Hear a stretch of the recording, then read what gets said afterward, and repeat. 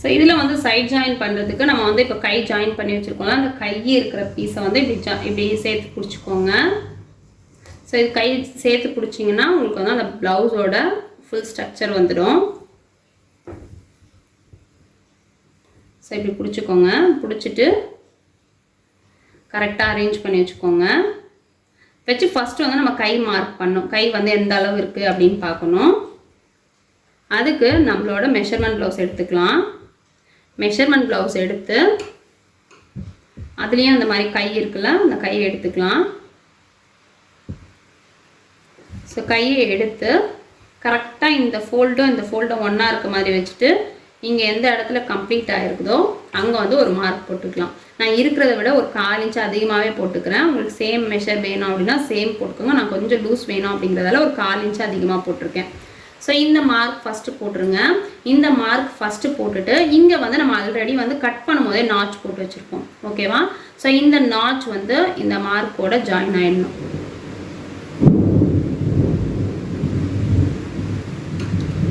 ஓகேவா?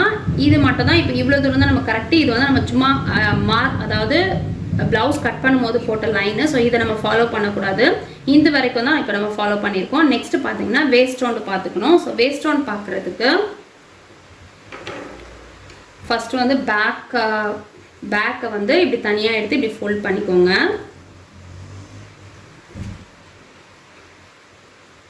ஃபோல்ட் பண்ணி கரெக்டாக வச்சுக்கோங்க.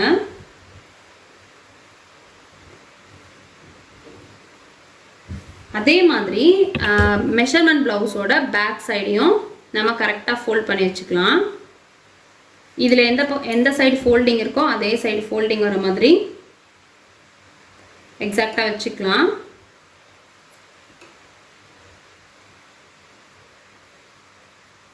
ஸோ இப்படி வச்சுட்டு இங்கே பார்த்தீங்கன்னா நமக்கு வந்து ஜாயின் ஆகிருக்கிற இடம், இந்த இடத்துல வந்து தையல் வந்திருக்கு. அந்த ஜாயின் ஆகிருக்கிற இடம் இங்கே ஒரு மார்க்கிங். அதுக்கப்புறம் இந்த கிளாத்தை இப்படியே தூக்கிட்டு கீழ்ப்பக்கமாக ஒரு மார்க்கிங். ஸோ இங்கே ஒரு மார்க்கிங், அதே மாதிரி அதோட கீழ்ப்பக்கம் ஒரு மார்க்கிங். ஸோ இதையும் பண்ணியாச்சு. இப்போ இதை ஓப்பன் பண்ணிடலாம். நெக்ஸ்ட்டு வந்து இது வந்து ஐ சைடு, ஐ பட்டி ஜாயின் பண்ணியிருக்கோம், ஐ சைடு. ஸோ ஐ சைடு நம்ம மார்க் பண்ணும்போது மெஷர்மெண்ட் ப்ளவுஸ்லையும் அதே ஐ சைடு நம்ம எடுத்துக்கலாம். ஐ வச்சுருக்க சைடு எடுத்துக்கலாம். ஸோ எடுத்துட்டு இங்கே பார்த்தீங்கன்னா இந்த ஐ ஜாயின் பண்ண இடம், அதே மாதிரி இந்த ஐ ஜாயின் பண்ண இடம், அதுதான் நமக்கு மெஷர்மெண்ட். ஏன்னா நம்ம வந்து ஐ சம்டைம்ஸ் பெருசாக, இதில் பார்த்தீங்கன்னா பெருசாக வச்சுருக்கோம். ஸோ இந்த மாதிரி வச்சு கரெக்டாக இதை வந்து ஸ்ட்ரைட்டாக வச்சுக்கோங்க. வச்சு இங்கே எங்கே ஜாயின் ஆகிருக்கோ அங்கே மார்க் பண்ணிக்கோங்க. ஸோ இங்கே மார்க் பண்ணியாச்சு. நெக்ஸ்ட் வந்து ஊக் சைடு, அதே மாதிரி ஹூக் சைடும் அதே. ஹூக் சைடு வந்து ஃபஸ்ட்லேருந்தே வச்சுக்கலாம். நம்ம ஐ மாதிரி வைக்க வேண்டாம், ஃபஸ்ட்லேருந்தே வச்சுக்கலாம். ஸோ ஃபஸ்ட்லேருந்தே வச்சு கரெக்டாக இது எங்கே ஜாயின் ஆகிருக்கோ அங்கே மார்க் பண்ணிக்கோங்க. ஸோ இப்போ வந்து நம்ம மார்க் பண்ணிட்டோம். இந்த சைடில் மட்டும் ஸ்லீவ் நம்ம மார்க் பண்ணல, ஒரு சைடு மட்டும் தான் ஸ்லீவ் மார்க் பண்ணியிருக்கோம்.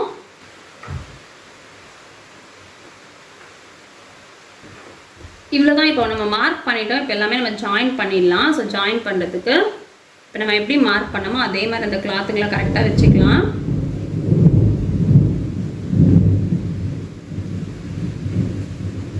ஸோ இங்கே பாருங்கள், இது கரெக்டாக கை பிடிச்சிட்டு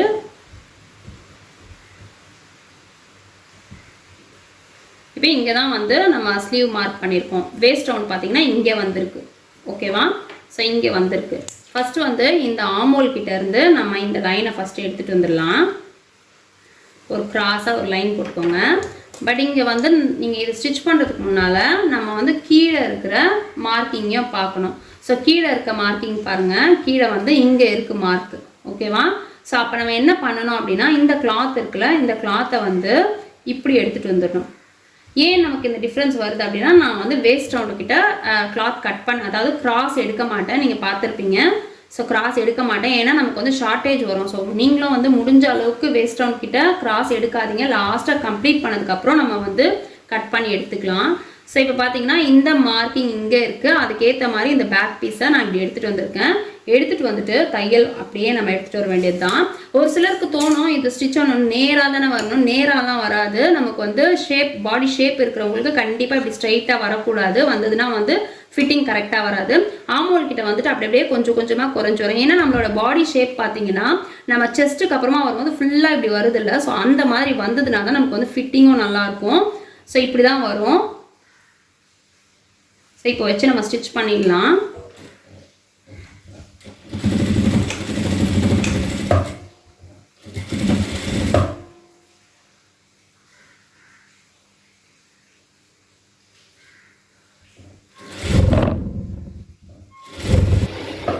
பட்டி எல்லாம் வந்து மேல் பக்கம் இருக்கணும், அதை பார்த்துக்கோங்க.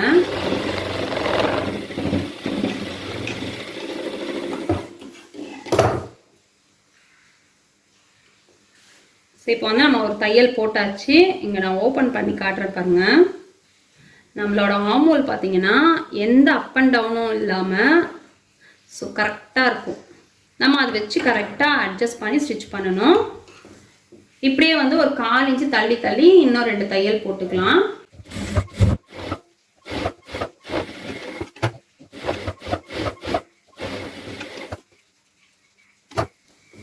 இப்போ தையல் போட்டாச்சு. இப்போ உங்களுக்கு அடிஷ்னலாக இருக்கிற பீஸ் எல்லாம் நீங்கள் வந்து கொஞ்சம் கட் பண்ணி விட்டுருங்க. ரொம்ப அதிகமாக இருக்குது அப்படிங்கிற மாதிரி இருந்ததுன்னா இந்த மாதிரி கட் பண்ணி விட்டுருங்க. ஸோ இப்போ நம்ம ஒரு சைட் ஜாயின் பண்ணுறோம், இன்னொரு பக்கமாக அதே மாதிரி ஜாயின் பண்ணிடலாம். பாருங்கள், இங்கே வரைக்கும் நான் மார்க் பண்ணியிருக்கேன். அதுக்கப்புறம் இங்கே மார்க்கிங் இருக்குது, இங்கே வரைக்கும் திரும்ப மார்க் பண்ணுறேன். ஸோ இப்போ வந்து நம்ம அப்படியே தையல் போட்டுக்கலாம்.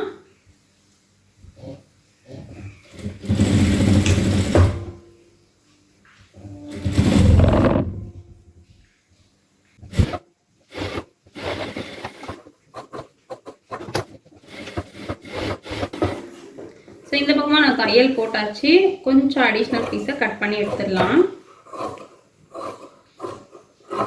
உங்களுக்கு இந்த கிளாத் வேணும்னா நீங்கள் விடுங்க, அதுக்கப்புறம் பிரிச்சுட்டு ஸ்டிச் பண்ணுறது கன்வீனியண்ட்டாக இருக்கும். பட் வந்து ஃபிட்டிங் நல்லா இருக்கணும் அப்படின்னா உள்ள கிளாத்து கம்மியாக இருக்கணும். ஸோ இப்போ ஃபுல்லாக கம்ப்ளீட் பண்ணிட்டோம். நெக்ஸ்ட் வந்து நெக் மட்டும்தான். நெக் வந்து கிராஸ் பீஸ் நம்ம ஸ்டிச் பண்ணி முடித்தோம் அப்படின்னா நம்மளோட ப்ளவுஸ் ஃபுல்லாக கம்ப்ளீட் ஆகிடும். ஸோ இது ஷேப்பெல்லாம் பார்த்தீங்கன்னா உங்களுக்கு தெரியும் எந்த அளவுக்கு அழகாக இருக்குது பாருங்கள். நல்லா கப் ஷேப் அழகாக வரும் நம்ம இந்த மாதிரி ஸ்டிச் பண்ணும்போது. ஸோ இப்போ வந்து கிராஸ் பீஸ் ஸ்டிச் பண்ணிடலாம். ஸோ கிராஸ் பீஸ் அட்டாச் பண்ணுறதுக்கு இங்கே பாருங்கள். இப்போ இந்த பீஸ் வந்து இப்படி இருக்குது. இது வந்து நல்ல பக்கம், இதுவும் நல்ல பக்கம். ஓகேவா? ஸோ ஜாயின் பண்ணும்போது இந்த மாதிரி பண்ணக்கூடாது.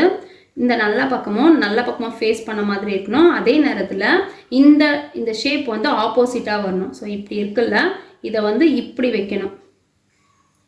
ஸோ கொஞ்சம் வந்து நிறைய பேர் கன்ஃபியூஸ் பண்ணுற ஒரு விஷயம்தான் இது. பட் வந்து நீங்கள் ப்ராக்டிஸ் பண்ணிட்டீங்கன்னா கரெக்டாக வந்துடும். ஸோ இப்படி இருக்கணும். இந்த தையல் பார்த்தீங்கன்னா இப்படி வச்சதுக்கப்புறம் நான் வந்து பட்டிக்கு சொன்ன மாதிரியே தான் ஒரு ட்ரையாங்கிள் ஷேப் மாதிரி வெளியே போயிருக்கு. அந்த பீஸும் இந்த பீஸும் ஜாயின் பண்ணுற இடத்துலேருந்து இங்கே வந்து ஜாயின் ஆகிற இடம் வரைக்கும் நம்ம தையல் போடணும். ஒரு ஸ்ட்ரெயிட் தையல் மாதிரி வரணும். ஸோ ஏ ஷேப்பில் இருக்கும் பாருங்கள், நான் வச்சு காட்டுறேன். ஒரு ஏ ஷேப்பில் இருக்கும். இதை இப்படியே எடுத்து நம்ம தையல் போட்டுக்கலாம். ஸோ இந்த லைன் வரைக்கும் இந்த கிளாத்தோட இந்த ட்ரையாங்கிள் ஷேப் வரைக்கும் வரணும்.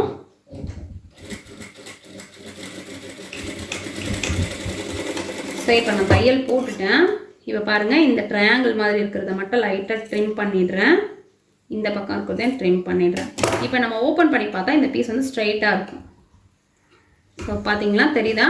இப்போ வந்து நம்ம ஏ ஷேப்பில் நம்ம ஜாயின் பண்ணோம். பட் இது வந்து நம்ம ஜாயின் பண்ணி டர்ன் பண்ணும்போது இந்த மாதிரி ஸ்ட்ரைட்டாக தெரியணும். இது இழுத்து வரும் நல்லா. ஸோ நெக்ஸ்ட் பீஸ் எடுத்து அதே தான் இப்போ பாருங்கள்.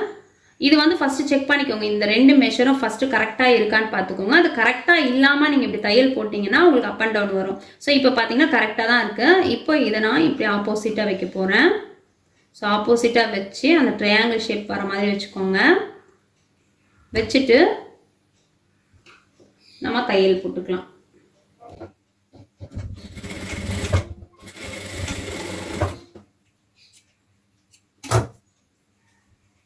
ஸோ இதே மாதிரி எல்லா பீஸையும் நான் ஜாயின் பண்ணிடுறேன். ஸோ இப்போ நெக்ஸ்ட் பீஸ் நான் ஜாயின் பண்ண போகிறேன். ஜாயின் பண்ணுறதுக்கு முன்னாடி நான் இதை செக் பண்ணுறேன். இப்போ பாருங்கள், இது காட்டணுன்றதுக்காக தான். ஸோ இப்போ செக் பண்ணும்போது பார்த்தீங்கன்னா ஒரு பீஸ் வந்து இந்த ஷார்ப் அதிகமாக இருக்குது, இன்னொரு பீஸ் கம்மியாக இருக்குது. ஸோ இதை நம்ம ஜாயின் பண்ணோம் அப்படின்னு வச்சுக்கோங்க, கண்டிப்பாக வந்து அப் அண்ட் டவுன் இருக்க மாதிரி இருக்கும், அந்த ஸ்ட்ரெயிட்டாக பீஸ் மாதிரி வராது. ஸோ இப்போ என்ன பண்ணணும் அப்படின்னா இந்த கிளாத்தை இழுத்து வச்சுட்டு இது வந்து நல்லா ஷார்ப்பாக இருக்குல்ல, இந்த மாதிரி வர மாதிரி பின்னாடி இருக்கிற கிளாத்தையும் நம்ம கட் பண்ணி எடுத்துடலாம். ஸோ உங்களுக்கு எந்த அளவுக்கு கிளாரிட்டி இருக்குன்னு தெரியல. ஸோ இப்படி கட் பண்ணிவிட்டு நம்ம ஸ்டிச் பண்ணோம் அப்படின்னா தான் நமக்கு கரெக்டாக வரும், கரெக்டான மெஷர்மெண்ட்டில் வரும்.